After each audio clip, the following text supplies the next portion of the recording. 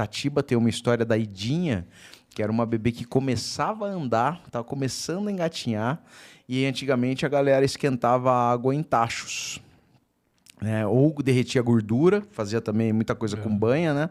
Ou derretia água com tacho. E essa menininha, ela subiu num tipo de banquinho para ver a água borbulhando, se atrapalhou, caiu dentro. E a mãe não viu que ela caiu. Então ela caiu e ficou, não conseguiu sair. A hora que a mãe foi ver a cara dela, ela tinha cozinhada, cara. E ela virou uma milagreira de cemitério em Itatiba. Mas além disso, foi feita uma escultura no túmulo dela, muito forte, assim, porque é uma escultura muito bem feita de uma bebê num berço, deitadinha, e ela tem um véu no rosto, porque ela ficou completamente desfigurada. Então ela tem um véu de tudo no mármore, assim, tudo de mármore, muito bem feito. E essas coisas são. Não passa. Não, é de verdade. Isso aconteceu mesmo. Não é mentira.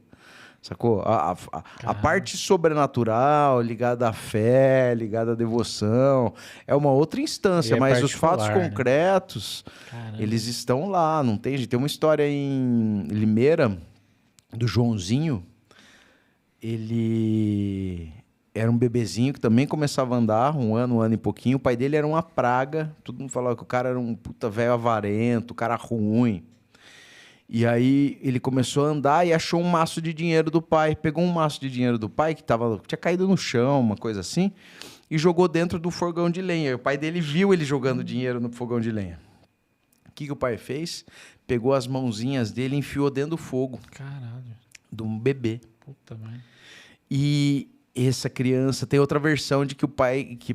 A outra versão é que o pai cortou as mãos dele.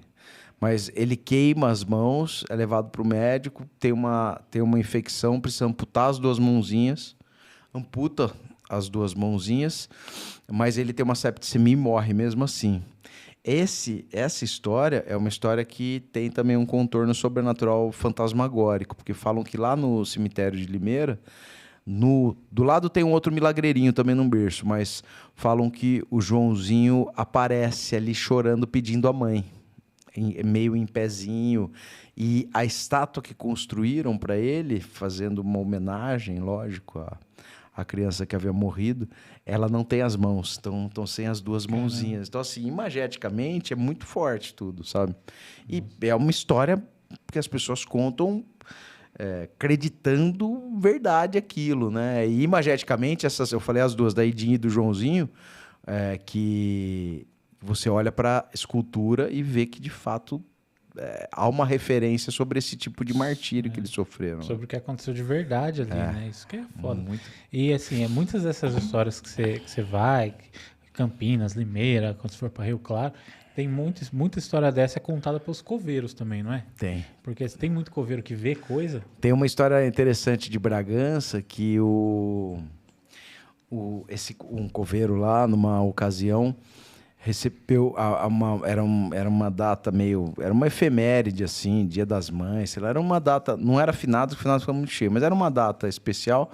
E aí uma moça pede para ele um sabão e uma vassoura, um sabão balde, para lavar uma sepultura. E aí ele até empresta para ela. Ele falou, não, tá aqui, empresto. Levou lá ela até o lugar, ela ficou lá, ele foi limpar as coisas e tal. Passou um tempo, chegou um senhor e falou... eu gostaria de ir até o túmulo da minha filha, que morreu num acidente de carro. Caralho. E faz alguns anos. E hoje é aniversário da morte dele, porque ela tinha ido viajar para visitar não sei quem, porque era o feriado e tal.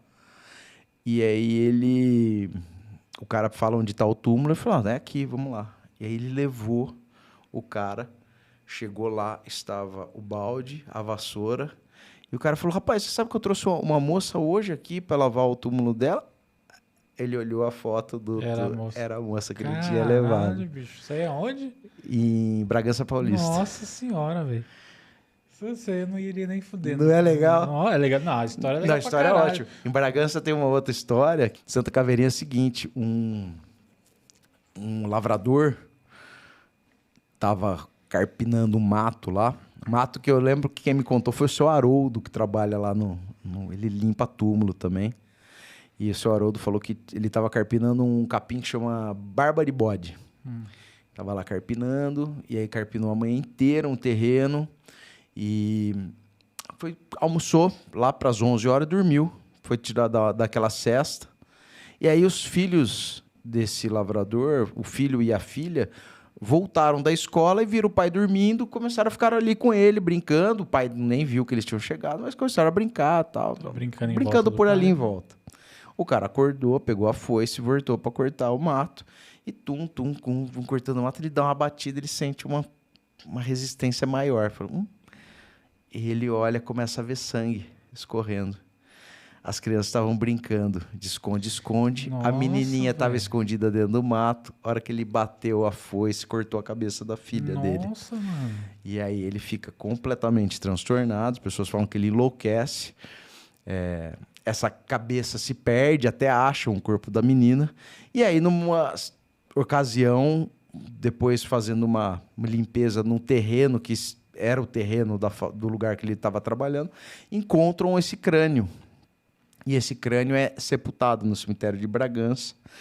O caixão da Santa Caveirinha faz referência à Santa Caveirinha, tem uma cabeça assim, bem em cima, e acaba se tornando também um lugar de devoção. Muito interessante, é uma conexão que, como eu ando muito em cemitério, eu fiz, porque há uma coisa que liga a história da Santa Caveirinha a um outro milagreiro aqui de São Paulo, chamado Luigi Guglielmo, que está no cemitério da Vila Mariana. O Luidinho morreu em Bragança, ele era um mocinho, já tinha 18 anos, ele morre em Bragança, e depois de um tempo seu corpo é trasladado para São Paulo, para ele ser sepultado aqui, numa capela da família. E aí, essa é a parada maluca da história da Santa Caveirinha. Por quê? Lá em Bragança, no túmulo da Santa Caveirinha, tá a foto do Luigi Guglielmo. E as pessoas lá falavam que ele era o pai da criança. Eu sei que não era, ele era um jovenzinho, não deu tempo. Então, essa história, eu não sei se é uma história que vive no imaginário. Tem em Bragança ainda uma outra história que eu não sei se tem relação com essa construção inteira, que chama Anjo do Martírio, que é quando foram construir o terreno do próprio cemitério, encontraram moçada de criança. Ninguém sabe quem era, ninguém sabe a história, ninguém sabe, não tinha nenhum dado daquilo. Era uma moçada de criança. O prefeito ficou sabendo, mandou sepultar, arrumou um terreno para ela, colocou ela, sepultaram esses ossos numa sepultura lá, e acabou virando a sepultura do Anjo do Martírio, que também é um túmulo de milagreiro de Bragança. Bragança ainda tem umas histórias de morte de criança foda lá. Bragança ainda tem o túmulo das crianças vítimas do Sebastião Orelha, ou Bastião Orelhudo, que foi um serial killer dos anos 70, que num período de fim de ano sumiram algumas crianças. E ninguém sabia, as famílias procurando desesperadamente, até que duas jovenzinhas, pré-adolescentes, que esse cara tinha chamado para ajudar eles a colher frutos no mato, fogem dele, conseguem fugir, falou: Sebastião Orelha tentou pegar a gente. E aí esse cara foge. Então começam a desconfiar dele, há uma diligência imensa, encontram o cara. A essa altura eram 5 crianças desaparecidas, e aí pegam esse cara em Amparo. Ele sai de Bragança, vai para Amparo, em Amparo pegam ele confessa os assassinatos, e aí sem dar detalhes, desde violência sexual até canibalismo. Ele mistura tudo, assim. Ele foi uma coisa horrenda o que ele fez com as crianças.